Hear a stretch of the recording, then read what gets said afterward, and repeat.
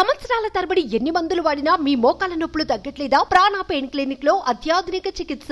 నాగర్ కర్నూలు లోక్సభ నియోజకవర్గం నుంచి శిరీష అలియాస్ బరెలక్క స్వతంత్ర ఎంపీ అభ్యర్థిగా నామినేషన్ దాఖలు చేశారు. రిటర్నింగ్ ఆఫీసర్ ఉదయ్ కుమార్ కు ఆమె నామినేషన్ పత్రాలను అందించారు.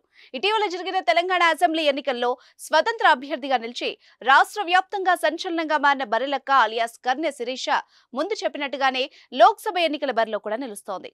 నాగర్ కర్నూలు పార్లమెంట్ స్థానం నుంచి స్వతంత్ర ఎంపీ అభ్యర్థిగా నామినేషన్ వేసింది. ఎలాంటి హడావిడి లేకుండా కేవలం తన భర్త, కుటుంబ సభ్యులు, సన్నిహితులతో కలిసి బరెలక్క నాగర్ కర్నూలు సమీకృత జిల్లా కార్యాలయంలో నామినేషన్ దాఖలు చేశారు.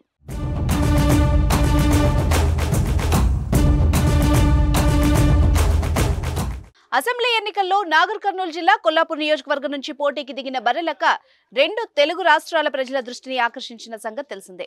రాష్ట్ర వ్యాప్తంగా ఉన్న నిరుద్యోగ యువతతో పాటు మాజీ జేడీ లక్ష్మీనారాయణ, వివాదాస్పద డైరెక్టర్ ఆర్జీవి లాంటి ప్రముఖులు కూడా ఆమెకు మద్దతు తెలిపారంటే బరెలక్క చూపించిన ప్రభావం అంతా ఇంత కాదు. అయితే ఎన్నికల ప్రచారంలో ప్రధాన పార్టీలకు ఏమాత్రం తగ్గకుండా దూసుకెళ్లిన బరెలక్కకు కేవలం 5,598 ఓట్లు మాత్రమే పోలవడంతో 4వ స్థానానికి పరిమితమైంది. అసెంబ్లీలో ఓడిపోయినా సరే నిరుద్యోగుల తరపున తన పోరాటం ఆపనంటూ బరెలక్క ముందే ప్రకటించింది.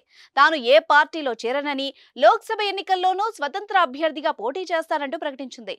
అప్పుడు చెప్పినట్టుగానే నాగర్ కర్నూలు ఎంపీ అభ్యర్థిగా బరిలో దిగుతున్నారు. కాగా నాగర్ కర్నూలు ఎంపీ స్థానం నుంచి బీఆర్ఎస్ అభ్యర్థిగా పోటీ చేస్తున్నారు. గతంలో బరెలక్కకు ఆర్ఎస్ ప్రవీణ్ కుమార్ సపోర్ట్ చేశారు.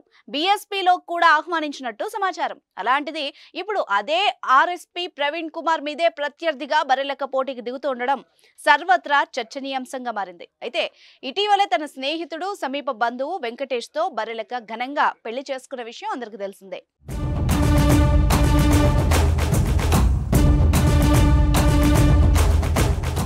సుమన్ టీవీలో మీ పర్సనల్ అండ్ బిజినెస్ ప్రమోషన్స్ కోసం కింది నెంబర్కి కాంటాక్ట్ చేయండి.